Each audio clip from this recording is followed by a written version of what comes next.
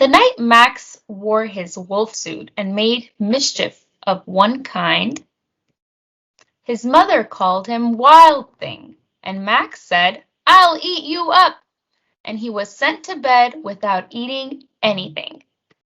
That very night in Max's room, a forest grew and grew and grew until his ceiling hung with vines and the walls became the world all around.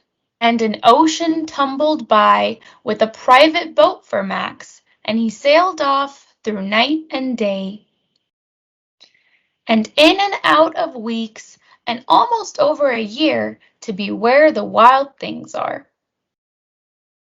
And when he came to the place where the wild things are, they roared their terrible roars, and gnashed their terrible teeth, and rolled their terrible eyes, and showed their terrible claws, till Max said, "Be still," and tamed them with the magic trick of staring into all their yellow eyes without blinking once, and they were frightened and called him the most wild thing of all, and made him king of all wild things.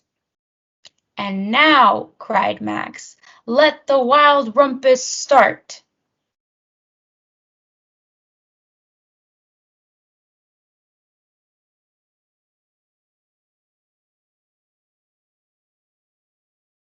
"Now stop," Max said, and sent the wild things off to bed without their supper.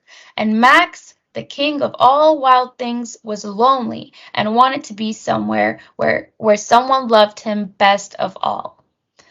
Then all around, from far away across the world, he smelled good things to eat. So he gave up being the king of where the wild things are. But the wild things cried, "Oh, please don't go. We'll eat you up. We love you so." And Max said no.